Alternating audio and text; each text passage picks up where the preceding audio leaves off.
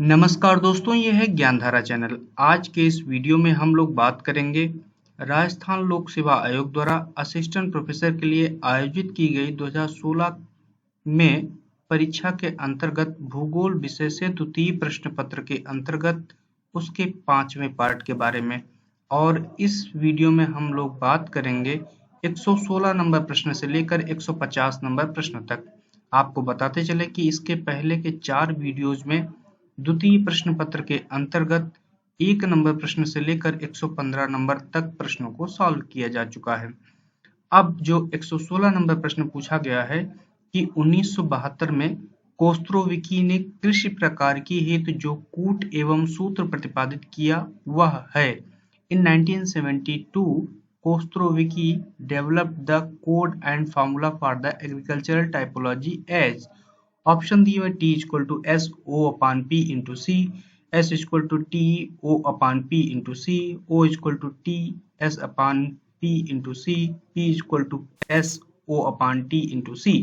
तो जो आपका करेक्ट आंसर है वो आपका है A number, T equal to S O upon P into सी। अब इसमें ये क्या है इसको आपको देख लेना है कि T का मतलब होता है types of agriculture, S equal to social and ownership variables, O equal to operational variables, P equal to production variables and S equal to structural variables। ठीक है, तो आपको ये समझ लेना है। अगला जो प्रश्न पूछा गया है कि ग्रेट ब्रिटेन का प्रथम भू उपयोग सर्वेक्षण किसने किया था? Who conducted the first land use survey of Great Britain? Option दिए हैं डडले स्टाम्प, हेटनर, पीटर हैगेट व एलिस कोलमैन। तो आपका जो सही उत्तर है वो कौन सा है, आप अंदाजा लगाइए कौन सा है। तो आपका जो सही उत्तर है वो है डडले स्टाम्प ने। अब आप मुझे बताइए कि डडले स्टाम्प महोदय ने ग्रेट ब्रिटेन के अलावा और अन्य कौन से देशों के लिए लैंड यूज मैप्स प्रिपेयर किए।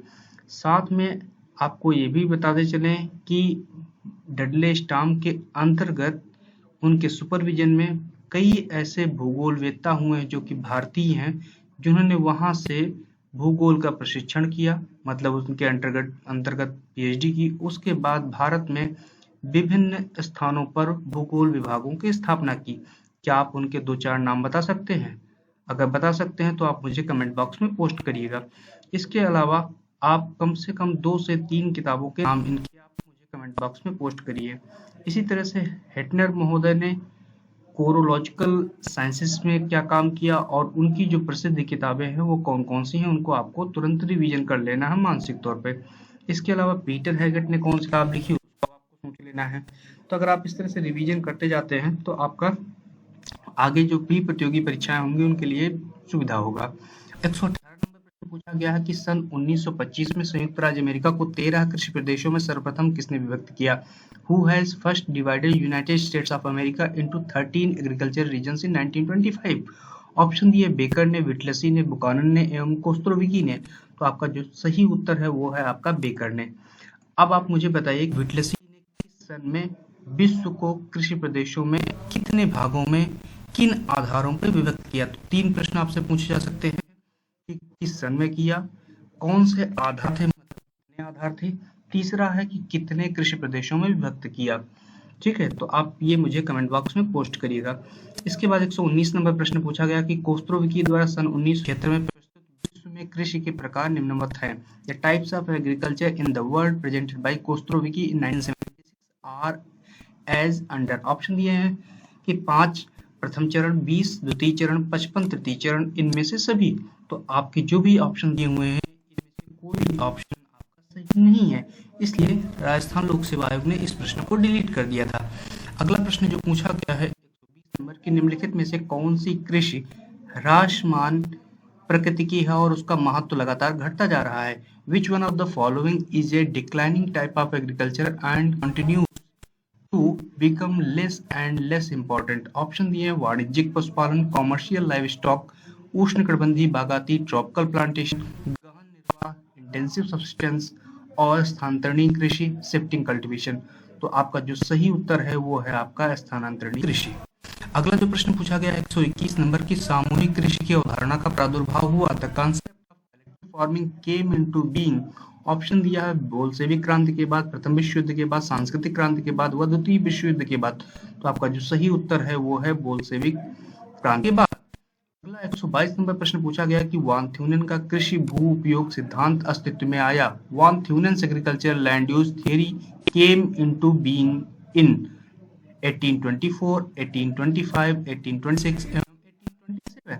तो आपका जो सही उत्तर है वो 1827। अगला जो प्रश्न पूछा गया है 123 नंबर कि वान थ्यूनेन मॉडल में सप्तवर्षीय सस्य चक्र संबंधित है। 7 years crop rotation in von Thunen's model belong to. Option दिए हैं तीसरी पेटी से, चतुर्थ पेटी से, पांचवी पेटी से, छठी पेटी से। तो आपका जो सही उत्तर है वो है चौथी पेटी से।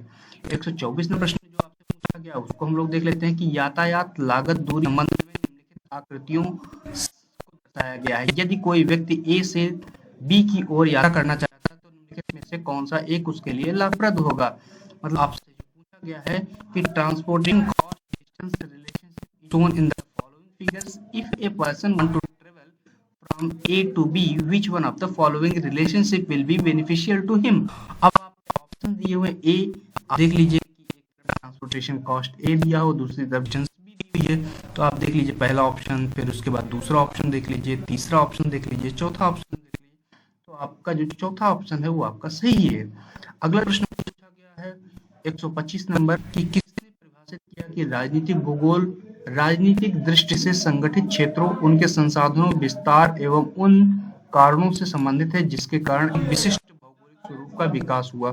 Who defined the political geography is concerned with politically organized areas, their resources and their extent, and the regions for the particular forms which they assume. Option दिए हुए Richard Hodson, Moody, Pounds and Carlson. तो आपका जो सही उत्तर है वो है pounds. अगला जो प्रश्न पूछा गया है 126 नंबर कि जिसका अधिकार पूर्वी यूरोप पर है उसका वक्ष स्थल पर आधिपत्य है। जिसका अधिकार वक्ष स्थल पर है उसका विश्वद्वीप पर आधिपत्य है, और जिसका अधिकार विश्वद्वीप पर है उसका विश्व पर आधिपत्य है। यह पारिभाषिक कथन किसका है? ये तो वेल नोन स्टेटमेंट है कि who rules east Europe commands the heartland, who rules the heartland commands the world Iceland, and who rules the world Iceland commands the world.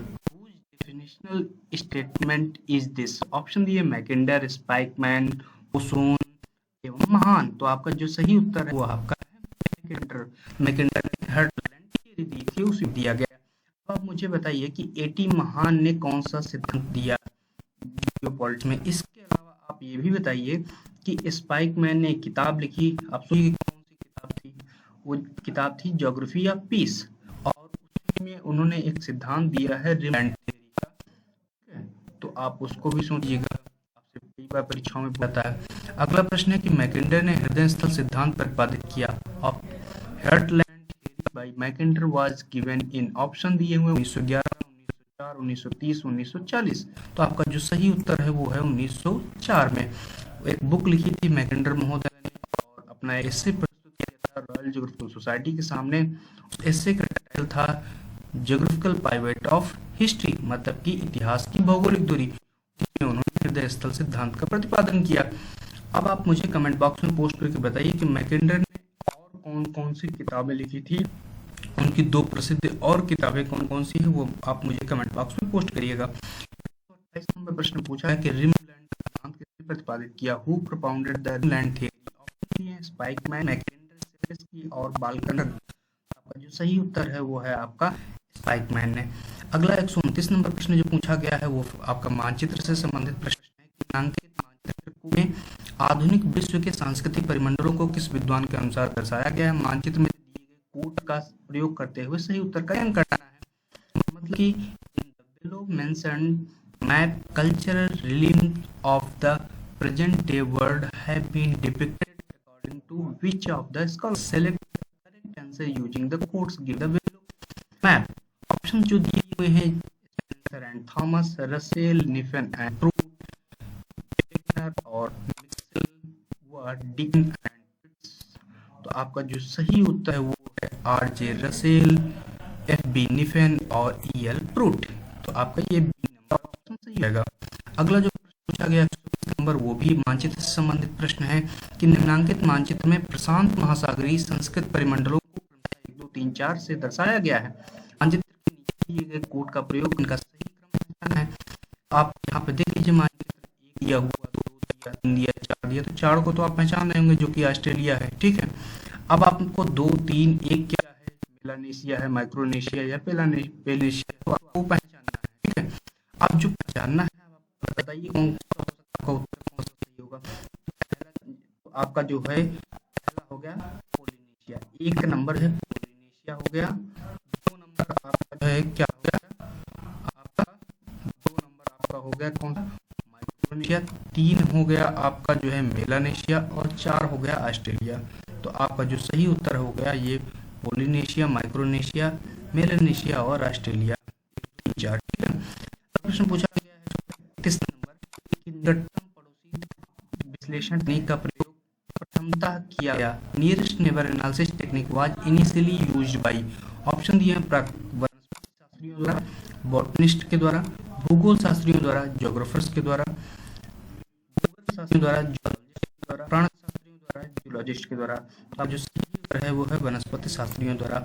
अब आप बताइए कि निकटतम पड़ोसी सिद्धांत किसने दिया था। आपको मालूम होगा कि इसका आपने प्रैक्टिकल पार्ट जो है एमए की प्रीवियस ईयर की परीक्षाओं में सेमेस्टर्स में सीखा होगा, ठीक है। तो अब जो है अगला जो प्रश्न पूछा गया है, तो 32 नंबर की भूगोल के गुरुत्व मॉडल जिसके निर्धारण हेतु प्रयुक्त होता है वह है gravity model in geography is applied to determine. Option दिए हुए हैं तार के लिए, डिस्पर्सन के लिए, सहसंबंध मतलब कोरिलेशन के लिए, प्रतीक गमन विश्लेषण मतलब रिग्रेशन एनालिसिस के लिए, दूरी ह्रास मतलब कि डिस्टेंस के लिए। तो आपका जो सही उत्तर है वो है आपका 4 नंबर। अगला जो प्रश्न पूछा गया है 133 नंबर जो प्रश्न पूछा गया है, आपसे पूछा गया है कि भूगोल में गुरुत्व संकल्पना यह भी कहलाती है। Gravity concept in geography is also called as. Option दिया न्यूटन द्वितीय नियम, सेकंड लॉ, अन्योन्य क्रिया सिद्धांत, इंटरेक्शन थियरी और बायल का नियम, ठीक है। तो जो सही उत्तर है वो है आपका अन्योन्य क्रिया सिद्धांत या इंटरेक्शन थियरी। 134 नंबर प्रश्न में आपका एक दिया हुआ है, समझ रहे हैं, given graph spatial point random sampling is. Option दिए हुए सिंपल है, नेस्टेड है, स्ट्रैटिफाइड है या सिस्टमैटिक है, ठीक है। तो ये याद रखिए गया है, आपको बताना है कि कौन सी सैंपलिंग। तो आपका देखिए सिस्टमेटिकली लगा हुआ है, तो मतलब कि आपका क्रमबद्ध है, ठीक है।